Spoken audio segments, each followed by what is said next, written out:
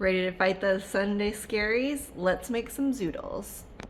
So this is my favorite contraption. It is a Zoodle maker, and I used to have one that was just a handheld one, but it took forever and it's just not something that I want to deal with.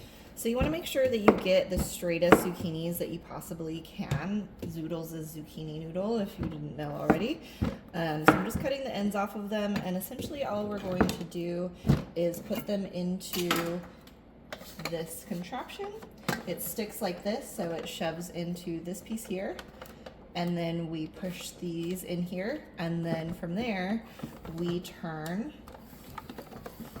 and it won't make perfect noodles every time, and the red one is my favorite for cutting the big enough Zoodles for it. But all you're doing is just kind of spinning it around until it gets all the way through. So the one thing that I find a little bit funky about this is that you're never going to get the whole entire noodle, and it has this core in it, and so it's like, what do you do with this? I don't like to be wasteful, so I literally will just cut it small enough and then put it on the sheet pan. So we're going to just bake these, and we're going to do all of these Zoodles, and they should fit on one pan. We're going to have like a bigger sheet pan. This is just stained from over the years, and I put avocado oil in there because avocado oil has a higher heat point.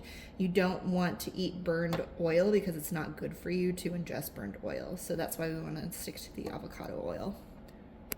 So for all the waste, I just put it into a separate bin, and then it'll actually go into somewhat of a compost. I live in the country, so we just toss it in the dirt. It essentially just saves on the waste going into landfills and everything, since food will just disintegrate.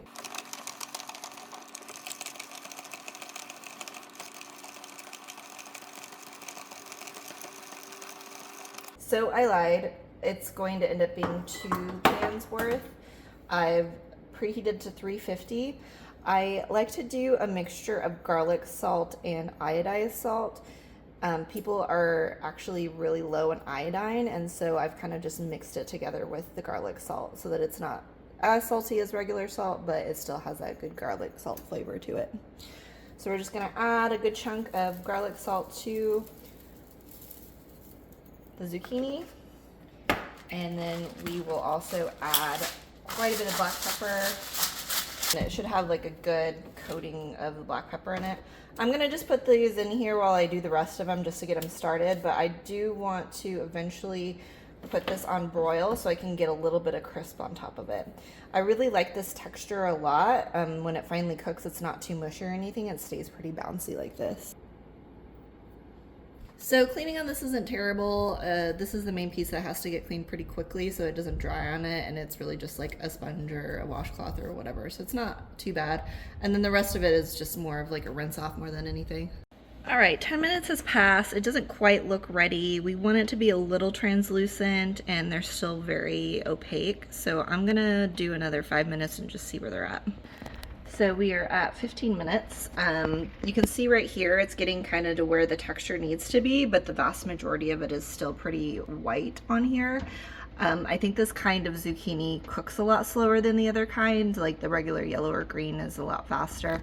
I have another batch up here. It looks like it's also taking its time. It might be a little bit further along. You can kind of see it's more translucent on like that one there, just for the texture wise of it.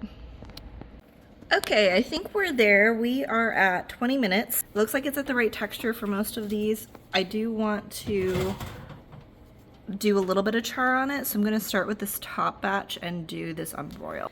So these get cooked pretty quickly, so you have to keep an eye on them. It's only been about a minute or so, and they're starting to get a little bit of a char on it. I'm gonna leave it in there for a little while longer, just to make sure that we get that char that I'm desiring for it. So these are the zucchinis that are at the top rack the whole time. Those definitely got cooked way longer than the others, but this is kind of the texture that you want to have on it. Kind of still has that bounciness to it. I didn't get the char on it, but I also didn't want it to get cooked like this too much on all of it. So this is what the top rack looks. I'm going to see what the bottom rack does. So we got a little bit of char on these.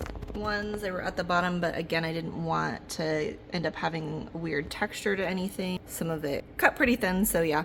This is a brand new oven and it doesn't have convection. I feel like convection works a lot better. It's kind of like an air fryer. But essentially what you're gonna cook with this is you could use pesto. I made a marinara sauce earlier that I'm gonna eat with some turkey meatballs, and you can kind of just treat it like a noodle that you would do for any sort of Italian dish that you want.